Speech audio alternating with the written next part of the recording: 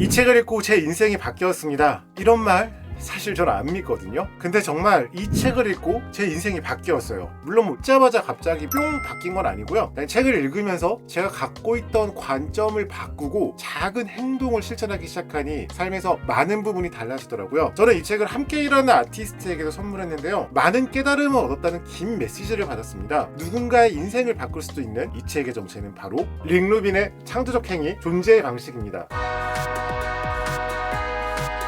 먼저 릭 루빈은 누굴까요? 음악 좋아하는 분이라면 한 번쯤 들어보셨을 거예요. 요즘 릴스에도 많이 등장하시더라고요. 릭 루빈은 음악 프로듀서입니다. 데프잼 레코딩즈의 설립자이기도 하고요. 정말 이런 어마어마한 경력들을 쌓았어요. 힙합, 컨트리, 펑크록, 메탈, 온갖 장르의 앨범을 프로듀스하고 대부분 좋은 비평적 성과, 차트 성적을 동시에 거뒀습니다. 지금 화면에 떠있는 이름이 바로 그가 프로듀스한 아티스트입니다. 대체 릭 루빈은 어떤 프로듀서이길래 이런 어마어마한 아티스트와 작업을 해온 걸까요? 릭 루빈은 조금 특이한 프로듀서예요. 그는 자신의 스튜디오에 있는 샹그릴라에서 아티스트를 만나요. 그리고 바로 음악 작업을 하지 않습니다. 대신 오랜 시간을 들여 아티스트와 대화하고 명상을 해요. 이 과정을 통해 아티스트는 편안한 감정을 느끼고 릭 루빈을 깊게 신뢰하며 무엇이든 이야기할 수 있게 되는 거죠. 아티스트들이 진정한 자신을 발견하고 음악의 본질에 집중할 수 있는 환경을 만드는 겁니다. 릭 루빈이 진행하는 팟캐스트 테트라그래마톤을 들으면 그게 어떤 느낌인지 좀 알 수 있는데요. 듣다 보면 좀 당황스럽기도 해요. 질문이 굉장히 심플하거든요. 그러니까 릭 루빈은 마치 그 아이가 질문하는 것처럼 질문해요. 실제로 그는 음악을 듣거나 아티스트를 대할 때 편견이나 선입견을 갖지 않는 게 중요하단 말이에요. 백지의 상태에서 순수하게 음악을 듣고 아티스트를 대하는 걸로 유명합니다. 책에서는 이렇게 표현하고 있습니다. 예술가는 어린아이의 인식법으로 돌아가려고 한다.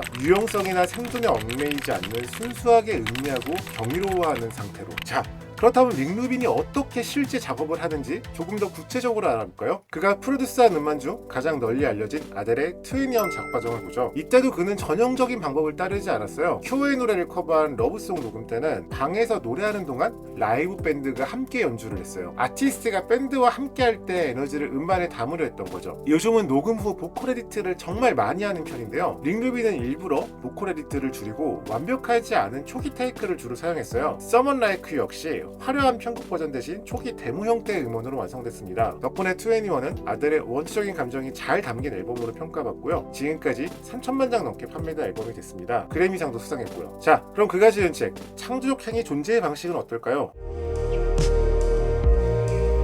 이 책을 처음 읽으면 조금 당황스러울 수 있어요. 자기계발서 같기도 하고 철학책 같기도 하고 아포리즘 같은 그럴듯한 문장을 채워놓은 책처럼 보이기도 하거든요. 그 이유 중에 하나는 책에서 중요하게 다뤄지는 부분이 영성, 스피리추얼리티이기 때문입니다. 영성의 사전적 정의는 다음과 같아요. 궁극적 또는 비물질적 실제, 자신의 존재의 에센스를 발견할 수 있게 하는 내적인 길, 의거하며 살아야 할 준칙으로서의 가장 깊은 가치들과 의미들. 이거 사이비 아니야? 이렇게 생각할 수도 있어요. 그 영성이라는 게 과학으로 증명되지 않은 거잖아요. 비이성적이고 비과학적으로 보일 수밖에 없죠. 하지만 우리는 무슨 일이 생겼을 때 간절히 기도를 하기도 하고 불안한 마음에 사주, 신점, 타로카드를 보기도 하죠. 종교를 믿는 분은 주말에 교회나 절에 갈 테고요. 우리가 내리는 판단의 상당 부분은 이성적이지 않아요. 이성적 사고보다 감이나 직관으로 판단을 내리는 경우도 많고요. 이 모두를 비이성적이고 비과학적이라 폄하할 수 있을까요? 릭 루빈은 책에서 이렇게 이야기합니다. 영적인 요소가 없으면 예술가는 치명적인 단점을 안고 작업하는 것 같다. 영적인 세계는 과학의 영역에서는 찾아보기 어려운 경이로움과 개방성의 감각을 제공한다. 이성의 세계는 좁고 막다른 골목이 가득할 수 있지만 영적인 관점은 무한하며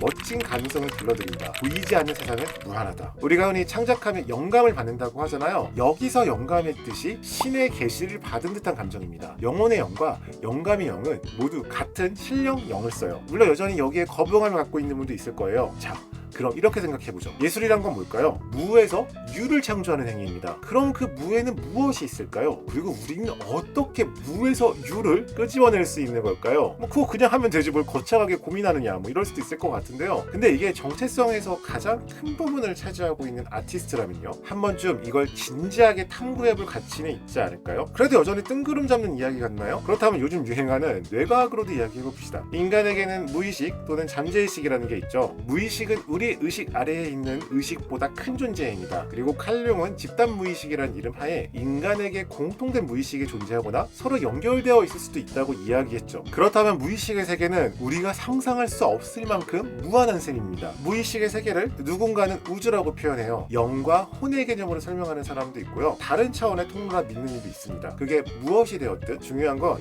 우리는 무의식의 세계와 연결되어 있고 그게 우리 행동의 많은 부분을 결정한다는 거예요. 그래서 자기계발서 중 상당수가 무의식의 중요성을 강조하고 이를 이용하는 법을 가르쳐요. 이런 관점에서 창조적 행위, 존재의 방식을 보면 조금 이해가 쉬울 겁니다. 그렇다고 이 책이 온갖 신비로운 이야기로만 가득 차 있는 건 아니에요. 창작을 위해 직관을 이용하는 법, 순수하게 세상을 바라보는 법, 시야를 넓히고 새로운 관점을 만드는 법, 진정성과 감정에 집중하는 법, 아이디어를 테스트하고 실험하는 법, 새로운 가능성을 탐구하는 법, 창작에 방해되는 말을 흘려버리는 법 등 아티스트에게 필요한 정말 다양한 방법을 알려줍니다. 책의 서문에서 그는 이렇게 말합니다. 이 책에 담긴 내용 가운데 사실로 증명된 것은 하나도 없다. 전부 내가 알아차리고 사색한 것뿐이다. 사실이라기보다는 생각에 가깝다. 그렇게 공감할 수 있는 생각도 있고 그렇지 않은 생각도 있을 것이다. 알고 있었지만 잊고 지냈던 것들, 그것을 일깨워주는 생각들도 있으리라. 도움이 될 만한 것들은 이용하고 나머지는 흘려보내라. 이 모든 순간이 진전된 탐구를 위한 초대장이다. 더 깊이 들여다보고 더 멀리 물러나거나 더 가까이 다가감으로써